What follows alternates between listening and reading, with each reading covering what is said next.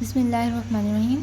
आज हम upper limb पढ़ेंगे। अपर लिम्ब में हम सबसे पहले पेक्टोरल रीजन पढ़ेंगे और basically surface landmarks of the pectoral reason पढ़ेंगे।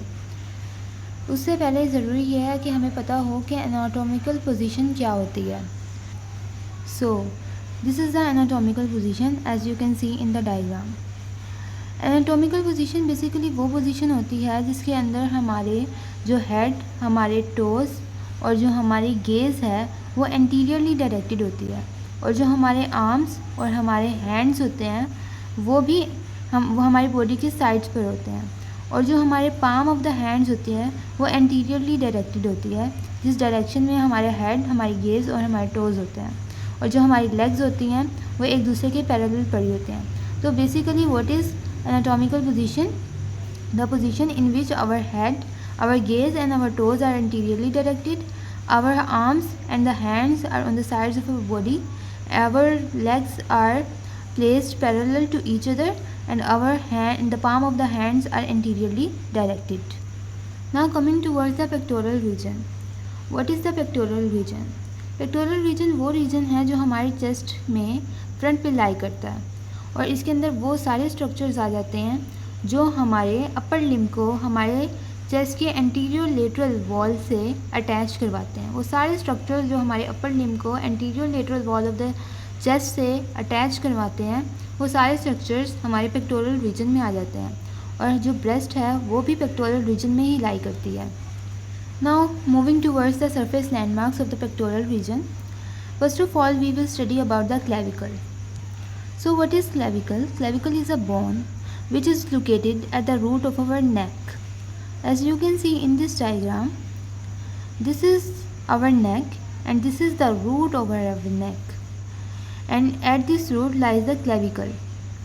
So this bone which we can feel here, we can palpate with our hand and we can feel this bone. This is the clavicle bone which lies at the root of our neck. Actually, clavicle is a subcutaneous bone which can be felt easily by palpating it. clavicle जो है वो हमारी sternum के साथ भी joints बनाती है और हमारी scapula के साथ भी joint बनाती है। जो clavicle है वो हमारे sternum के साथ जो joint बनाएगी उसे हम sternoclavicular joint कहेंगे, और जो joint वो हमारे scapula के साथ बनाएगी उसे हम acromioclavicular joint कहेंगे. This is the sternum.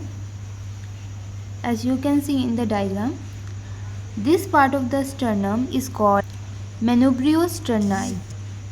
This part is called body of sternum, and this small process is called xiphoid process. So basically sternum is consisting of three parts: manubriosterni, body of sternum and xiphoid process. So clavicle is attached to the manubriosternum by a joint called manubrioclavicular joint or sternoclavicular joint. Basically, the joint which is formed with the sternum is known as sternoclavicular joint. The other joint which it makes it laterally with the acromion of the scapula, and this joint is known as acromioclavicular joint. At this point, the clavicle forms a joint with the acromion process of the scapula, which is called acromioclavicular joint. Now moving toward the next surface landmarks, which is known as jugular notch. Jugular notch is also known as suprasternal notch or interclavicular notch. Why it is called suprasternal or interclavicular notch? As we know that here lies the sternum, and this notch is just above the sternum. So as it is just above the sternum, so it is known as suprasternal notch. इसे हम इंट्राक्लेविकुलर notch इसलिए कहते हैं क्योंकि ये दो क्लेविकल्स के दरमियान लाई करती है, तो इसे हम इस वजह से जो है इंट्राक्लेविकुलर नॉच भी कहते हैं या इंटरक्लेविकुलर नॉच कहते हैं मेनली हम इसे. Third surface landmark is sternal angle. So what is sternal angle? Sternal angle का दूसरा नाम जो है वो एंगल ऑफ लुइस भी होता है, और बेसिकली ये जो है इस रीजन में हमें देखने को मिलता है। यहाँ पे एक रिज प्रेजेंट होती है जो कि मैनुब्रियोस्टर्नम को बॉडी ऑफ स्टर्नम से ज्वाइन कर रही होती है। इसे हम मैनुब्रियोस्टर्नल जॉइंट भी कहते हैं। मैनुब्रियोस्टर्नल जॉइंट जो है इसे हम स्टर्नल एंगल कहते हैं या एंगल ऑफ लुईस कहते हैं। स्टर्नल एंगल जो है वो basically 5 centimetre below the jugular notch जो है वो प्रेजेंट होता है। जहाँ पर ये मैनुब्रियोस्टर्नल जॉइंट होता है या स्टर्नल एंगल होता है उसके साथ बिल्कुल जो है वो सेकंड रिब पड़ी होती है। जैसे आप देख सकते हैं कि ये मैनुब्रियोस्टर्नल जॉइंट है और इसके साथ जो रिब पड़ी है वो सेकंड रिब होती है। और हम अगर अपनी बॉडी पे इस पॉइंट पे जो है वो पल्पेट करें, अपने हैंड के थ्रू पल्पेट करके फील करें तो हमें यहाँ पे एक रिज फील होगी जिसे हम स्टर्नल एंगल कहते हैं। और इस स्टर्नल एंगल के बिल्कुल साथ यहाँ पे ये सेकंड रिब पड़ी होगी।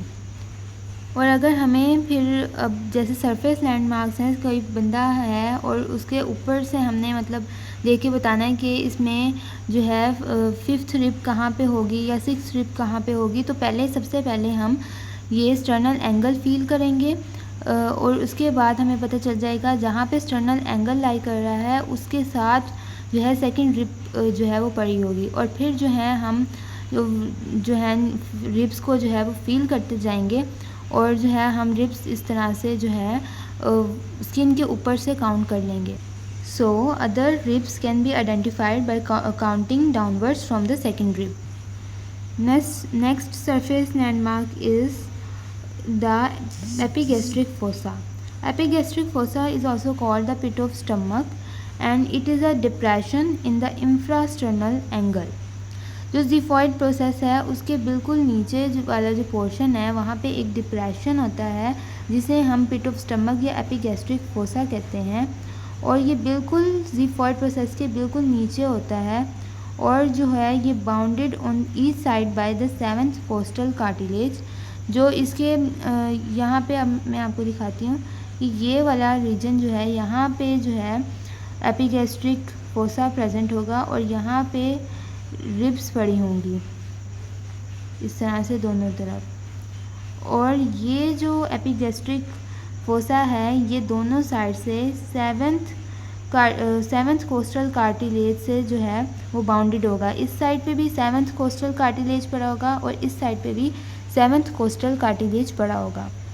जो अगला सरफेस लैंडमार्क है वो है निपल। और निपल की पोजीशन मेल्स और फीमेल्स में वेरिएबल होती है। इवन के एक अगर फीमेल है तो उसमें भी वेरिएबल होगी और मेल्स हैं तो आपस में मेल्स में भी वेरिएबल होगी। लेकिन आम तौर पर ये 4th इंटरकोस्टल स्पेस में जो है वो लाई करता है निपल। और स्टर्नम जो है उसकी मिड लाइन से 10 सेंटीमीटर अवे लाई कर रहा होता है।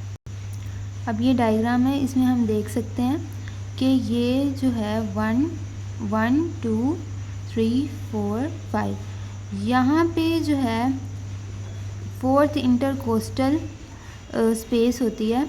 यहाँ पे जो है यहाँ पे निपल लाई करेगा। आमतौर पर यहाँ पे होता है लेकिन जो है वो इसकी जो पोजीशन है वो वेरिएबल होती है मेल में भी और फीमेल में। और ये स्टर्नम से 10 सेंटीमीटर के फासले पर जो है वो लाई करेगा। अब हमने नेक्स्ट पढ़ना है मिड क्लेविकुलर लाइन क्या होती है।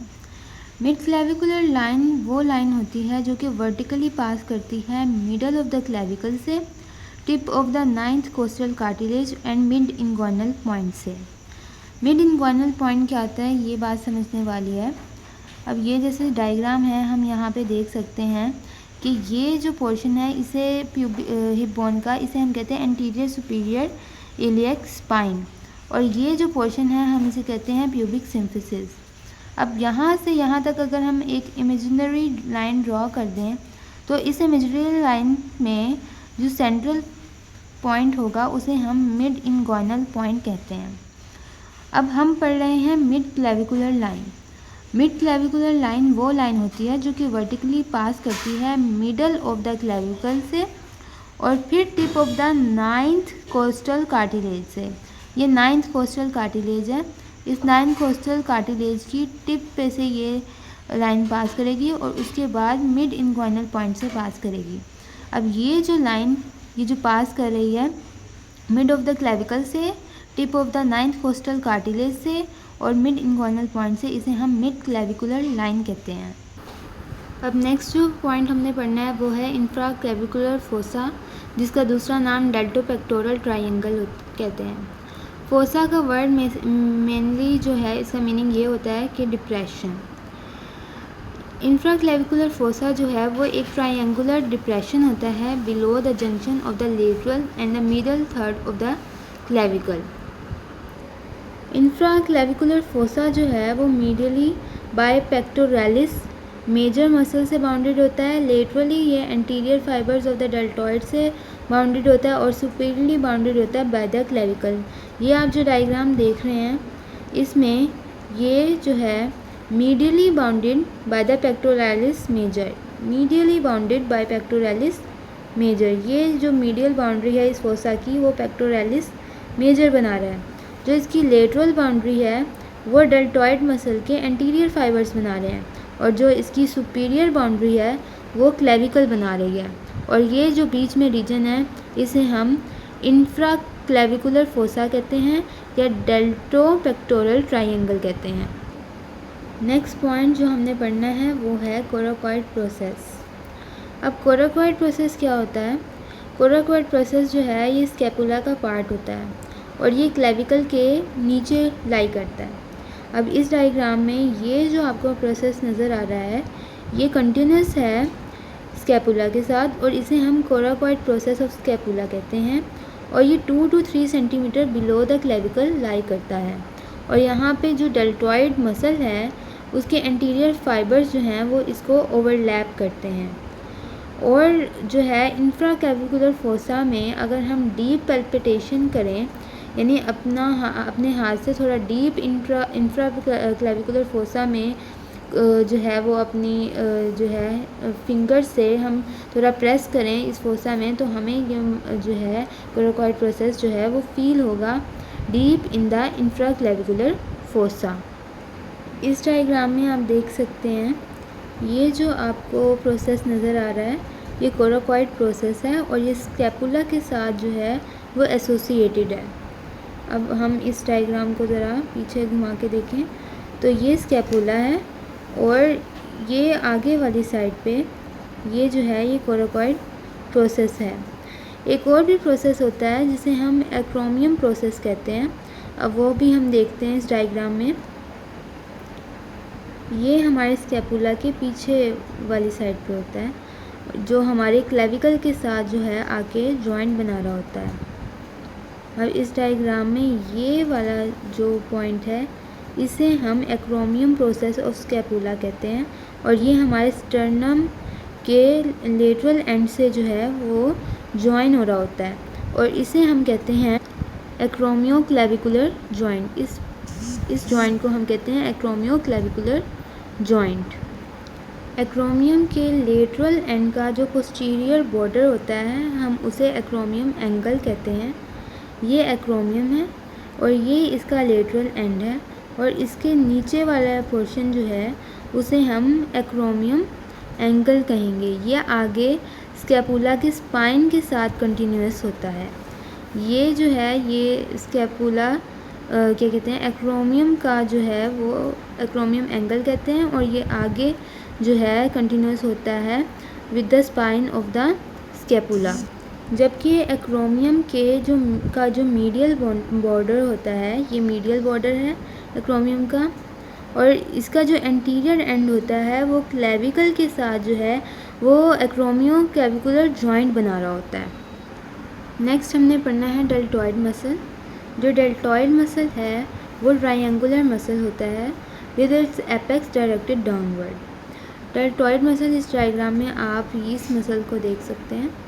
ये ट्रायंगुलर इन शेप है और इसका एपेक्स जो है वो डायरेक्टेड डाउनवर्ड होता है।